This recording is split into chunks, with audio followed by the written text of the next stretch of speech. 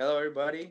Uh, my name is Yuari Gonzalez, and today I have the pleasure of introducing my great friend Larry Polk. He is he's a good friend of mine, but not only is he my best friend, he's a mentor, somebody I look up to, and I've been knowing this guy for about 13 years now, and I really don't have nothing but good things to say about him, and I mean this with the greatest respect in the world. I don't mean to flatter you. This is really how I feel about you, and thanks for taking this time to come on. Thank you, and I appreciate the compliment. I didn't think that, as well as I think I know you, I don't think that you would say something just to flatter someone. So I appreciate the sentiment. Thank you.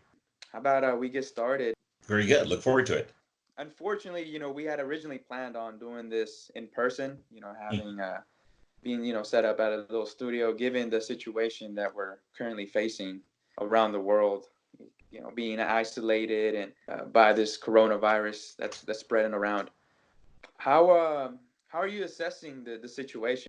Well, I find it ironic that of all the crises that we could have in the world, not just the country, but the world, um, it would cause us to pull away and to become less social and more isolated. When the whole idea, in my opinion, behind social media and technology is that it took us away from having face to face conversations, and we were more leaning toward video conferencing, cell phones, um, every other kind of medium except face to face conversation. And I think the art of friendships, the art of communication is being lost because we're losing that face to face contact. Sure. So I think it's ironic that of all the things that would bring us to the striking realization that this can be an issue or can be a problem is this coronavirus. I actually had a video uh, conference call with multiple of my friends through this medium Skype, and again, had we had talked about, hey, we need to get together, a while back, and everybody's got a different schedule, everybody's on a different schedule, everybody's got families and all that. And fortunately, this was the medium in which we came together. I set up the call. I was like, hey, why don't we just get together on Skype, since we can't be near around, each other, and do in-person uh, gatherings and get-togethers. How about we just get on Skype? And I did. I eventually signed up and to Skype, and this was actually after I spoke with you. Mm-hmm. I got on there and I was like, well, I might as well just try it out and keep messing with it. And that's what I did. I invited, five of my other friends and my brother. We got on. We were talking for about 2 hours, and that was the good thing. That was the beauty of it, because we hadn't seen each other in a while, and this was the way we came together. Mm-hmm. But I agree with you. I think it's we're losing this. This digital platform is kind of shifting us away from having those personal relationships. Coffee shops. Let's meet together for a beer or for Mm-hmm. wine, for dinner, lunch, whatever the case may be. But at the same time, it's given us another platform for us to come together, per se, in situations like these. Mm-hmm. Well, I think there's value in them, and so I don't want to minimize that. Of course, But when it becomes a substitute for right, the face-to-face interaction, then I'm a little concerned. When I was working, I had a colleague who was officed next door to me, but rather than to walk the 3 to 6 inches to come into my office and speak to right, me, she would call me on the phone, hmm, or she could have yelled through the wall and I could have heard her. But, right, I didn't understand, why will you do that? And I finally confronted her and said, just be aware that if indeed I'm in the office and you're in the office and my door is open or ajar, that if you call, I'm not going to answer the phone. right, Because you know that I'm not in a private or um, a confidential setting. Right. So stepping around the office to say hello or to ask a question really isn't too much to ask. Right. But it is so much easier to pick up the phone, dial four digits, and you have the person on the line, and you don't have to have a face-to-face interaction with them. Right. That's interesting because, I would think it's taking you the exact same amount of time to pick up the phone, make punch in the three numbers, than it would, and wait for the person to answer, than it would if you got up, walked the 6 inches that you mentioned, and knock on the door and say, "Hey, Exactly. whatever that it is," right? But no, I it's funny because yeah, I'm the type of person I prefer having the in person relationship, the in person conversation. I want to sit down and acknowledge all of those things because that's just I'm a visual person, so I appreciate things better when they're in front of me and I'm listening to your voice. I'm seeing what you look like and what you're wearing, all that stuff. Not that what you're wearing matters, but again, it's all about appreciating. I'm a visual person, so that's just who I am. Well, I think all of those things are part of the total conversation. you Hmm. know Seeing, when you're on the phone, you don't see the person's facial reactions. You hear the inflection in their voice, but when that is incongruent with what you see facially, Right. then it sometimes can lead to miscommunication.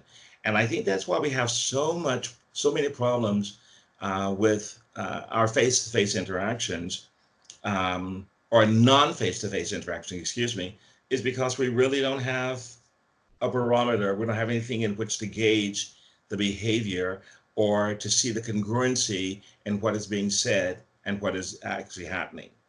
Right.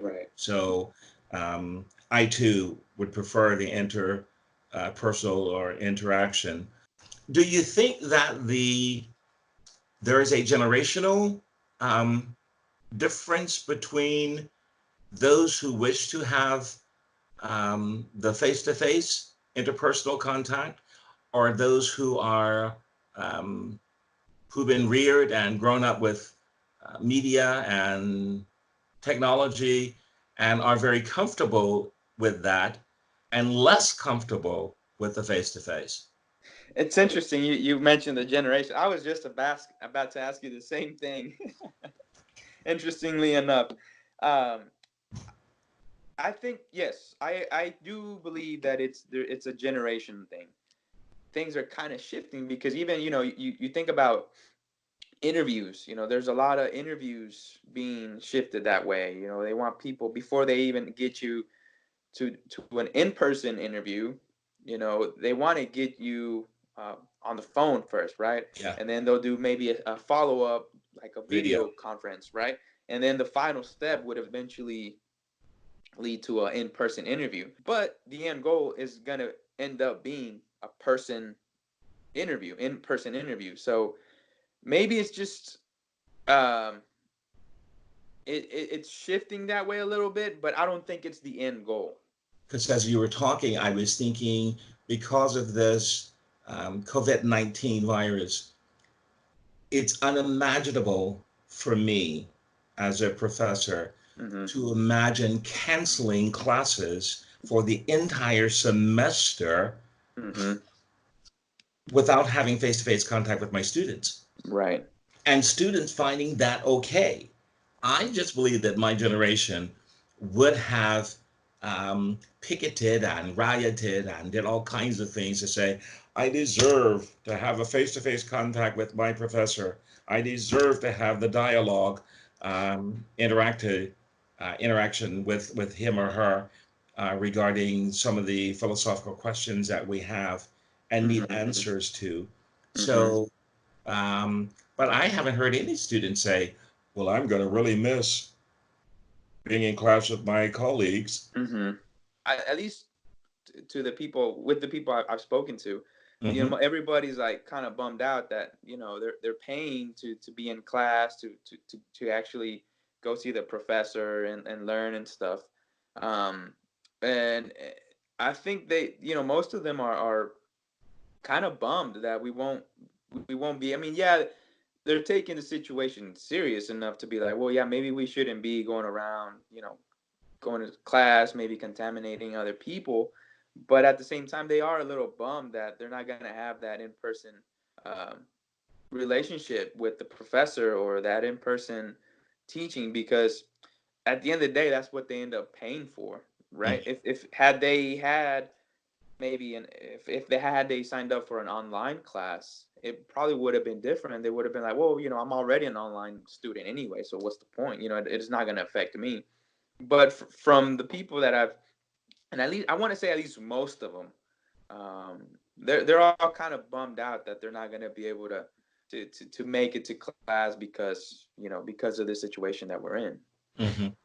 What do you think about in this? Let's say, what do you think about like music and movies and the arts and stuff like that?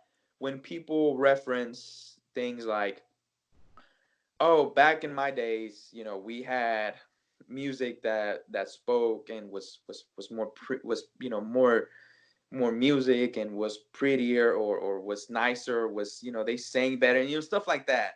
And same with everything like movies and films and stuff like that. How do you believe that's true, or how do you assess that? What do you think about that? Well, first, let me say I do believe it's true. Okay. And I believe it's true only because none of us can live outside our experience. Mm, So if it's the only experience you've had okay. until you have a new one, then the one that you had obviously was the best. Right, right, And what is the standard for determining what is best? right. Um, for me, I grew up in an era where the lyrics to a song were particularly important. You were able to understand it, and I found myself in abhorrence to rap and some stuff. I had no idea what they were saying. Mm-hmm. So it's hard to appreciate something when you don't know what is being said. Right, right. But now that's because my ear was trained and developed very differently Okay. than the generation who hears rap and whatever those other genres are that I don't even know by name and choose not to. Um, Mm-hmm. but their ear hears that and they Right. understand it. I was offended when profanity was used in the lyrics of a song. I was Okay. offended when women were minimized and demeaned in a Mm-hmm. song. Um, when racism and ethnicity and cultural biases were freely expressed Mm-hmm. in song, it just was in abhorrence. So to hate something like that is only because my experience was different. It Mm-hmm. also indicates, or is there indicative? I say you can't live past your experience. I'm also, for those individuals who are watching this, may not recognize it. I'm African American. And so my Black experience adds to that Right. and biases me in a way that I can't get around it or Mm-hmm. even beyond it. And I hear people say, well, civil rights has passed for, decades now. Why don't you get over it? Well, you can't get over who you are. Since you mentioned rap music, I it, to me that I was having this conversation with my brother the other day, right? And we were talking about how for me rap there's the true essence of rap would be like this way of expressing yourself, right? And using words, actually wordplay. And I found a lot of rappers that I'm interested in that do that. They're actually very creative with their art form in the sense that they use words and they're able to use words in a different manner that I don't think any other genre typically does it. Um, and to me, I appreciate that because it's like it's almost like it takes a writing skill to even do that. It's not just like people just throwing out words out there. I mean, they're actually being creative to tell a story or and a lot of times, it's big words, and they give history lessons on top of that too. They talk about a certain person in time, or somebody, and it's all ever, it's evolving after that. But for me, like, again, that I appreciate it because I hear words sometimes that I've never even heard of, or I hear them put in a context that I've never even thought about putting before. Hmm. And it goes beyond. Yeah, I agree. I think it sucks when it's demeaning, people and women and stuff like that. Yeah, it gets a little boring when it's too many cuss words, or they're using too much bad language. But it also has to fit as well. They can use the bad word, but it has to sound right when they do say it, or when they do express it. Hmm. Well, again, I think you're supporting my original thought Hmm. was that when it speaks to our ear, Right. then when there's a tendency to um, want it more of it, or want to investigate more of it and learn more about it and see Hmm. the uniqueness of it. Hmm. But each of those things first has to listen, it has to touch the ear. Right. If it touches the ear, then it can possibly touch the heart. If it touches the heart, then we're hooked. Right. So um, I understand what it is that you're saying, but I think those things are very, very um, are based on our generational experiences. If Right. this is what you're most familiar with, then this is Hmm. what you're going to grow up with. Right. Right. You And know. see, go ahead. Go ahead. Oh no. Okay. Yeah. And again, yeah, yeah, you're absolutely right. You also have to consider um, rap music and hip hop music. It's a pretty new it's a pretty new genre in general, right? I mean, it's Hmm. not that old. I know you're the type of you like classical music. I know you're into classical music and stuff, and that stuff dates back to you know hundreds of years Forever. ago, right? And so Yes. you can't compare the two either, or even um, older music like blues and stuff like that. That they're a lot older than hip hop and stuff. But with that being said, I think it's also because it's a new thing. It's kind of what people are hooked on, because it's the new kid on the block, right? Everybody wants to be around what's new, what's hot. And with that being said, yeah, I mean, blues. I love the blues too. I listen to classical music too. Maybe not as much as I would like to, but I still listen to it, and it's definitely a whole different genre and a whole different approach of music and art, and an art form in general. Hmm. As you were talking, you reminded me of the different genres of music and how important each of them were during a particular period of time. That's yep. All music, in my opinion, Mm-hmm. is or has its basis in classical music. Okay. Okay. As I was listening to you, Queen, Mm-hmm. the group Queen, Yes. and the Bohemian Rhapsody, Yes. probably one of the most well-known pieces of music Yes. of that era. Mm-hmm. Now, what was the genre? I Was want it to rock say and it roll? was they considered it rock. Yeah, rock and Okay. roll, something like that. Yeah.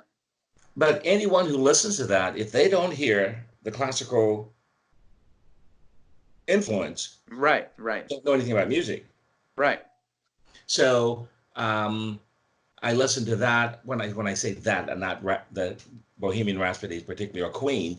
Mm-hmm. Um, as a matter of fact, I only mentioned that because I saw a movie just recently Mm-hmm. about Queen, and Yeah. I knew Bohemian Rhapsody, but I can Mm-hmm. honestly tell you, I didn't know who had composed it or who sang it Right. until this movie.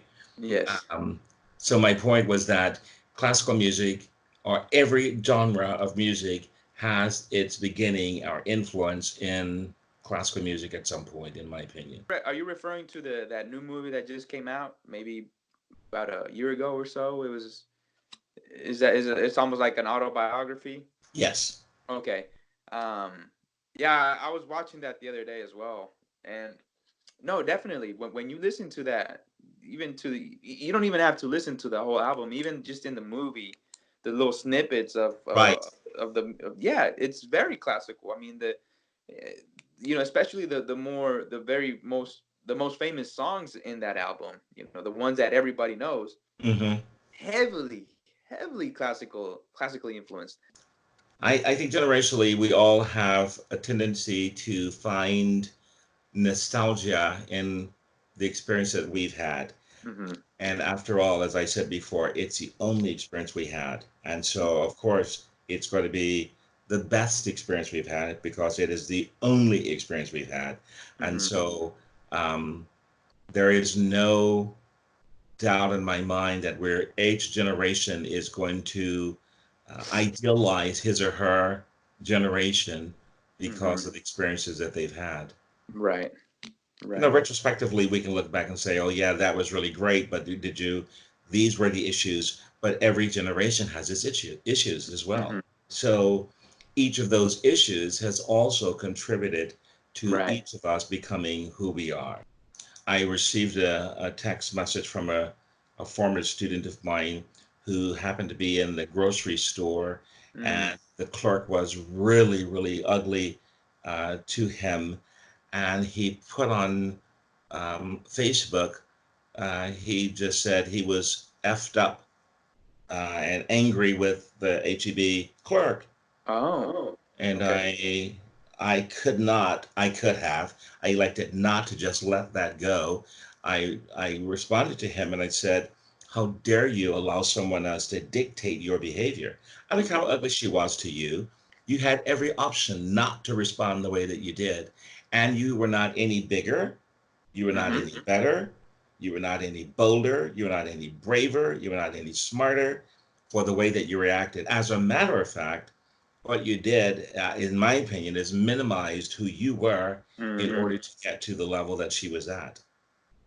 Hmm. Excuse me. We never, never prevent what it is that people will say and or do to us, Hmm. but we have all the control as to how we respond to it. Right. And that No, is that socially and ethnically and ethically and ethnicity and gender and we go on and on and on. You know, hmm you don't have to respond the way people want you to respond.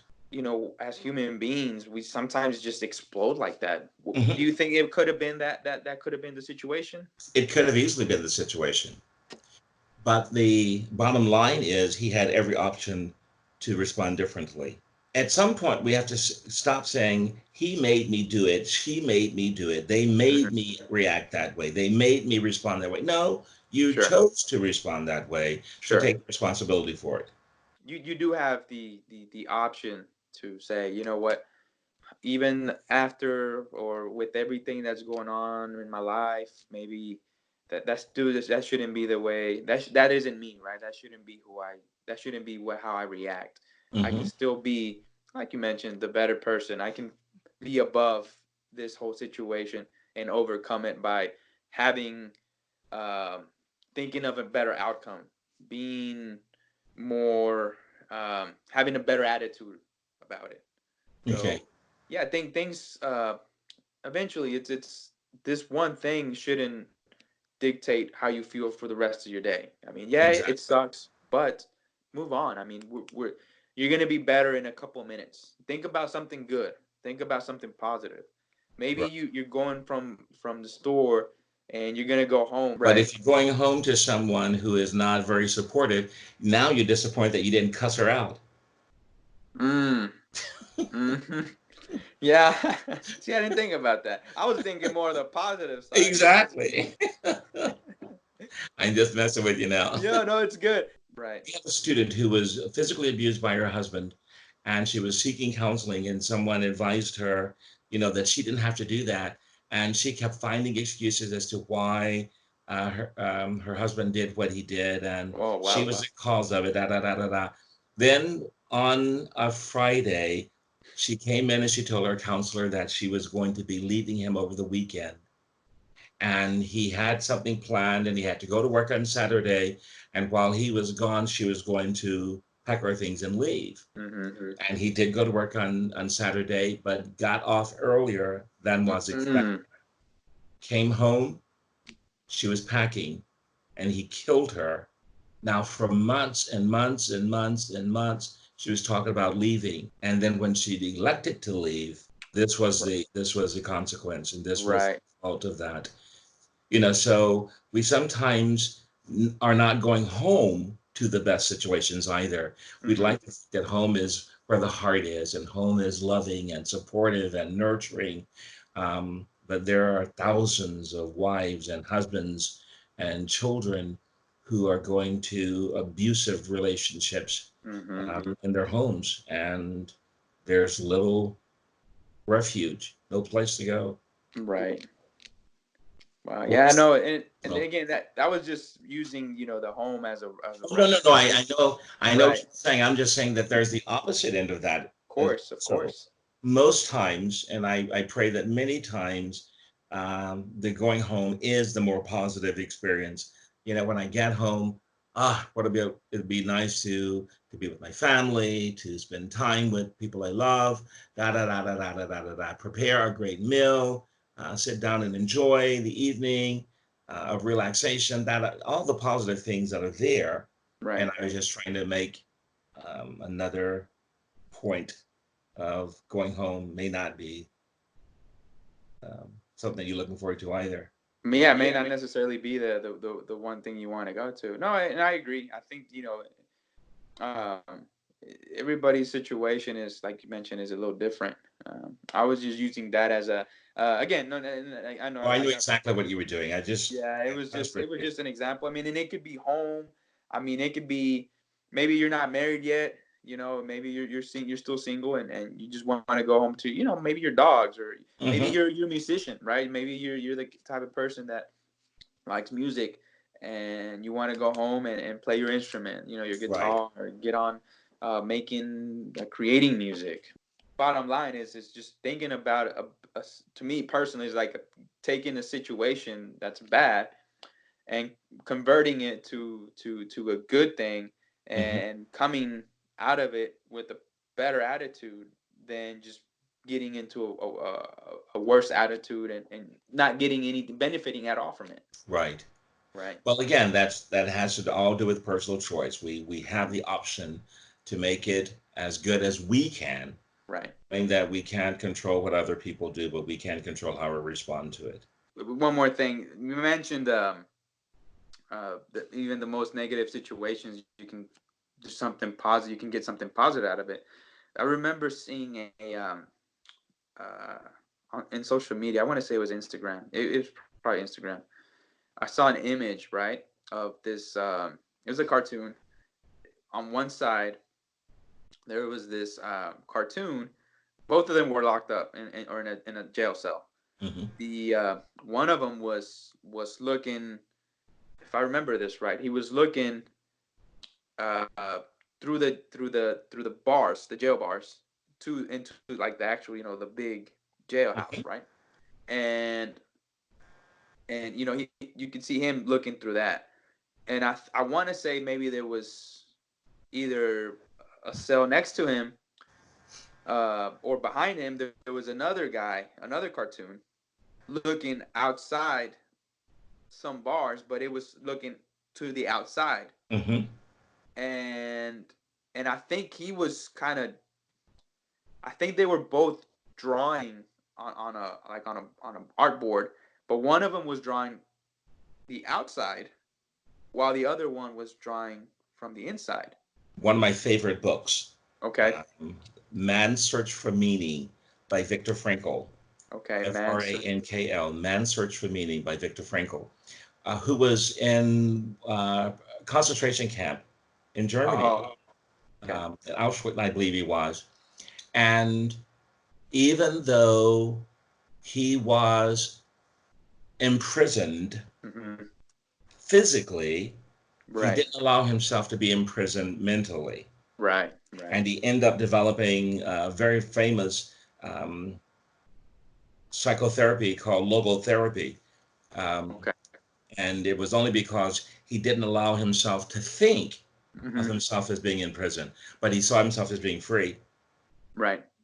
And as a result of that, he was just as healthy when he came out as he was when he went in Wow. psychologically.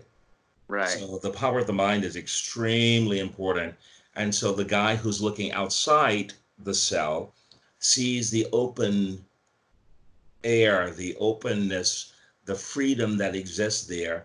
And the guy who's looking inside can only see across the cell. That's beautiful stuff. I need to look into this. Maybe that could be our next discussion. Our next Oh, would love it. Would love yeah. it. All Okay. right.